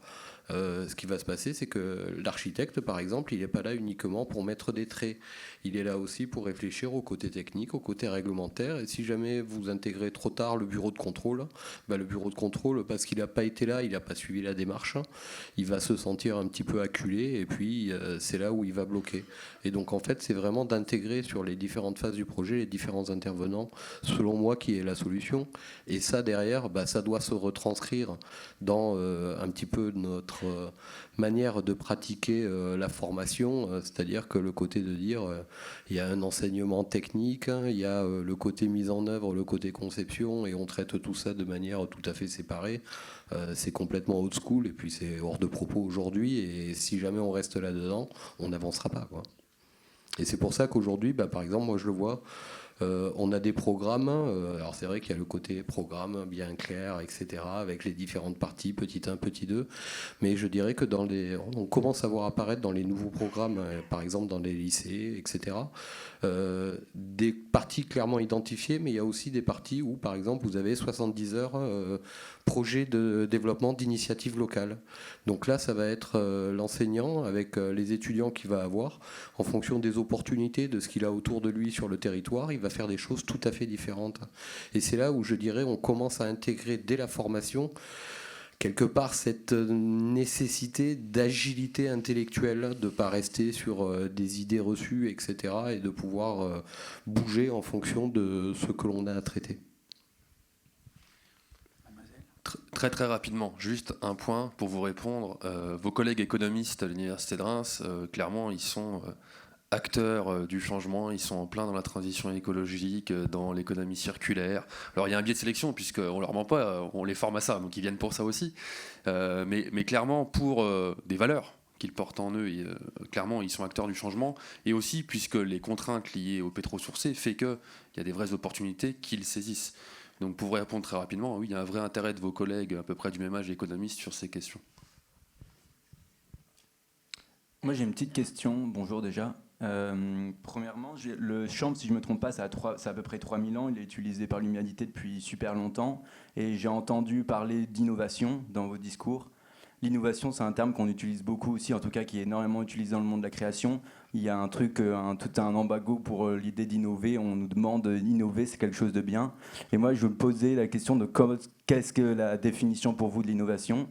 Pourquoi est-ce qu'il y a, en fait, il y a un désir d'innovation face à ce matériau qui est utilisé ? Est-ce qu'on a besoin d'innover, en fait ? C'est une excellente question. On a combien de temps, Bernard, Romain ? 1h30 ? Je sais pas. Il faut un autre séminaire. Mais... Alors, vous avez raison. Nous, on définit, en fait, on catégorise l'innovation, pour être plus précis.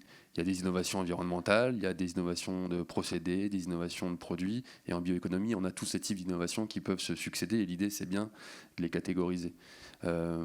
Maintenant, est-ce qu'il y a besoin ou pas d'innovation ? Ça, je trouve que c'est une bonne question. Ça dépend en fait de l'objectif qu'on associe à une innovation. Est-ce que c'est de renforcer la bioéconomie industrielle ? Donc, est-ce qu'on va mettre en place des innovations de procédés qui permettent de valoriser encore plus les coproduits ou de valoriser dans son entièreté une plante, le chanvre par exemple ? Est-ce que c'est ça la finalité ? Ou au contraire, est-ce que c'est de réduire un certain nombre d'intrants chimiques ou d'utilisation de technologies polluantes pour exploiter ces plantes ? Alors, je n'ai pas de bonne ou de mauvaise réponse à vous dire. Je ne sais pas s'il y a besoin ou pas d'innovation, ça dépend des cas. Mais je pense que, par contre, il n'y a pas toujours besoin, effectivement, d'innovation, surtout face au chanvre, qui est une plante, effectivement, qu'on sait bien utiliser depuis des millénaires. Moi, la manière dont j'aurais tendance à retourner la question, le côté innovation... c'est pas faire nouveau, faire autrement, c'est pas se différencier. Pour moi, ça peut être tout simplement de l'adaptation, parce que par exemple, ce qu'on faisait il y a des années, on le faisait dans un certain cadre, avec certaines données de base qui faisaient que la solution, à ce moment-là, fonctionnait très très bien. Et puis aujourd'hui, je dirais que les attentes sont plus les mêmes. Les attentes sont plus les mêmes, donc en fait, on est obligé de constamment réinterroger la manière dont on procède, ne serait-ce que pour s'adapter à la manière dont évolue le contexte. L'exemple typique, nous, dans le domaine de la construction, je dirais qu'avant, on pouvait s'amuser à jouer les apprentis sorciers, il n'y avait pas tous les cartons de réglementation, etc., qu'il fallait construire. À la limite, on jouait un petit peu les savants fous, on expérimentait quelque chose, ça ne marchait pas, la maison est tombée, c'était pas grave, on la reconstruisait. Pas un problème. Aujourd'hui, ça, on ne peut plus trop se le permettre. Donc en fait, l'idée, c'est de re-questionner dans ce qui a été fait avant, ce qui a été fait qui marche bien, pourquoi ça marche bien, et quelque part être capable de rassembler, je dirais, les conditions qui vont faire que chaque fois, on va retomber sur quelque chose qui fonctionnera bien. C'est pas vraiment faire du nouveau pour faire du nouveau, c'est plutôt, je dirais, arriver à reproduire des conditions de succès. Je suis totalement en phase. Pour reprendre l'exemple du chanvre, on a fait de la corde à base de chanvre pendant des années. Aujourd'hui, pour faire du chanvre textile, c'est une autre chose, c'est une autre réglementation, c'est une autre durée de vie, c'est un autre contexte réglementaire, et donc c'est pas révolutionnaire de faire du fil de chanvre, mais c'est de le faire de la manière dont le marché ou la réglementation va être cadrée. Voilà, oui, je voulais également rebondir sur le chanvre textile. C'est un bon exemple puisque c'est exactement ça. On s'habille en chanvre depuis des millénaires et pourtant, si on veut continuer à s'habiller en chanvre, il faut respecter les standards d'aujourd'hui, c'est-à-dire avoir un certain critère de finesse, de qualité, de résistance pour la filature moderne. Donc il faut forcément, l'innovation est indispensable. Non, je n'ai pas non plus grand-chose à rajouter là-dessus. On n'est pas obligé de parler sur tout. Bon, merci à tous nos intervenants. Merci à vous.